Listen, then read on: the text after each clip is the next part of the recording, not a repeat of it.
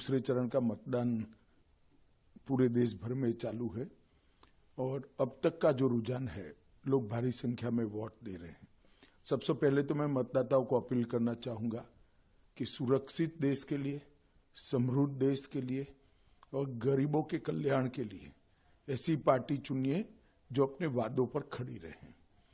देश भर में पूर्व, पश्चिम, उत्तर, दक्षिण में सब दिशाओं में प्रचार कर कर फिर से एक बार आज भोपाल आया हूं।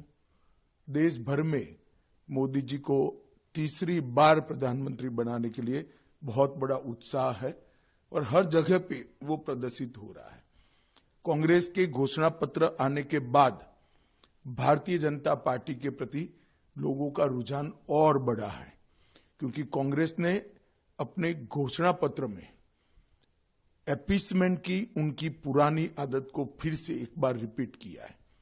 कांग्रेस के घोषणा पत्र में पर्सनल लॉ को हम आगे बढ़ाएंगे, ये बात की है। मैं राहुल गांधी जी को पूछना चाहता हूं, पर्सनल लॉ को आप आगे बढ़ाएंगे तो क्या ये देश अब शरिया के आधार पर चलेगा? किस प्रकार का पंथ निरपेक्ष संविधान आप इस देश में चाहते हैं? हमारा संविधान पंथ निरपेक्ष है। देश के कानून धर्म के आधार पर नहीं बन सकते। भारतीय जनता पार्टी ने अपने घोषणा पत्र में स्पष्टता के साथ कहा है, हम यूनिफॉर्म सिविल कोड को लाएंगे। सभी पंथ मजहब के लोगों के लिए एक ही कानून होगा।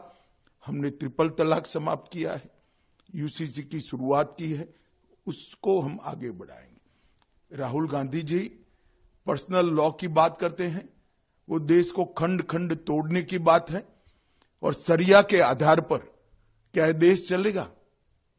किसी एक धर्म के कानून के आधार पर ये देश नहीं चल सकता। ये देश में पर्सनल लॉ नहीं चल सकते। ये भारतीय जनता पार्टी का फर्म बिलीफ है। मोदी जी ने जो गरीब कल्याण के काम किए हैं, उसके कारण गरीबों में मतदान का बहुत उत्साह है।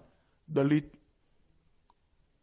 आदिवासी, पिछड़ा समाज और गांव के गरीब, सभी वर्ग के गरीब बहुत उत्साह के साथ मोदी जी के लिए वोटिंग कर रहे हैं और मुझे पूरा भरोसा है कि हम तीसरी बार देश के प्रधानमंत्री के रूप में 1 तारीख के बाद नरेंद्र मोदी को देखेंगे।